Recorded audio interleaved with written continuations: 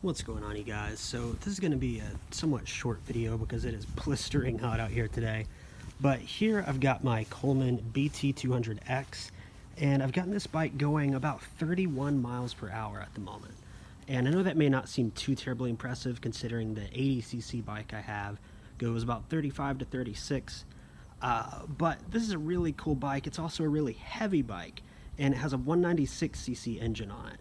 And honestly, for the weight of this bike, I think 31 is pretty impressive. The mods I've done aren't very intrusive. You don't have to, break open the engine or do anything like that. Most of the mods involve the airbox and the throttle linkage. So if you come down here to the airbox, let's see if I can get you a better look at that there. All I've done to this airbox is a stock airbox, and all I've done, as you can see here, is just drill out a hole. See if I can, there you go, now you can see it. Just drill out a hole on the front of this airbox, and what this effectively does is, as you're driving down the road or down the trail or whatever, and you're building speed, all of that wind that's passing by you is now turning that little hole in the airbox into what's essentially a forced air intake. And what that means is basically the faster you go, the more air is getting forced into that airbox to help you build up speed even quicker. It's really good for acceleration, and it can also help a little bit with top speed. Before I put that hole in the airbox, I was getting about 28 miles per hour. Afterward, I was getting about 31. So it's a really effective and free mod. Some people have even gone and they've drilled kind of multiple holes all in the front of the airbox. I'm not sure if that's going to be as effective as this one giant hole, but you could give it a try, and if it doesn't work, then just go get one of those larger bits and just drill a hole clean through it.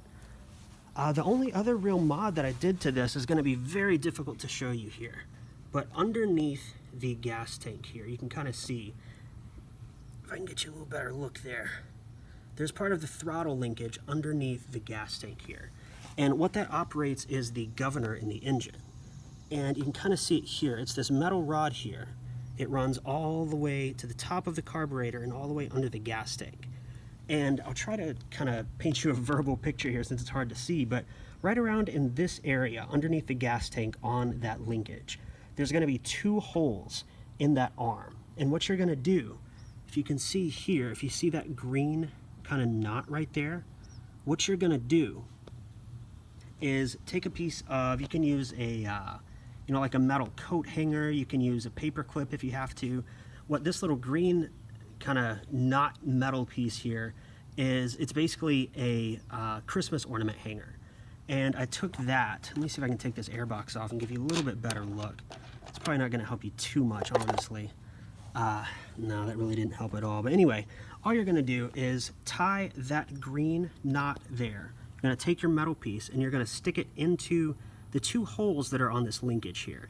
And you're going to try to knot it off the best you can so that it doesn't come out. And if you look up underneath the airbox here, let's see if you can get a good look at that. You're just going to tie off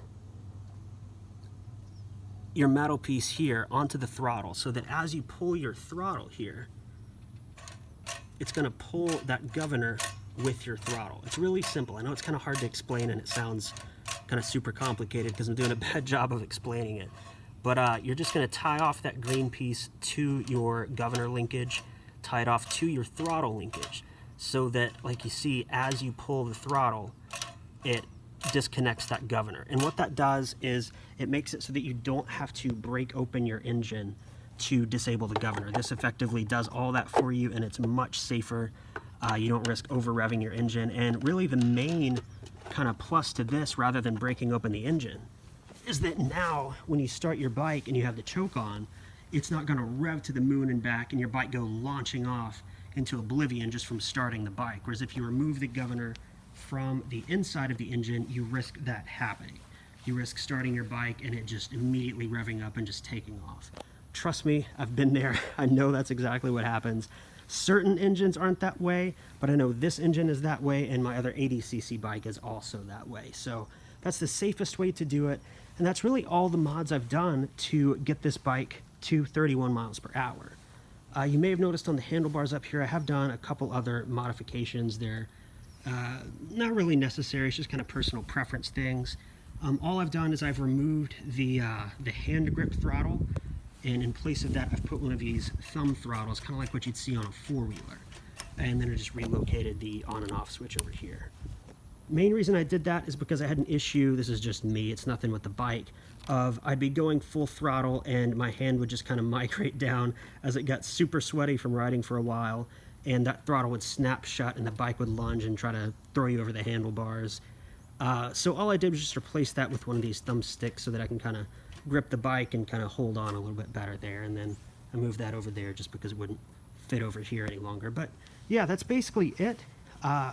That's all you have to do to get your either your BT200X going 31 miles per hour, or if you have one of these CT200U editions, I imagine this would get you going really faster than 31 miles per hour because those frames are so much lighter than this one. This is a very, very heavy frame compared to those. But anyway, I hope that helped you guys out. If you've got any questions, feel free to post them in the comments. I may still do that video that I mentioned in my last video about doing a teardown of that 80cc engine I had that blew up. I think I've got an idea of what may have happened, but if you want to see that, be sure to give this video a like and a comment. But thank you guys for watching. Hope this helped you out.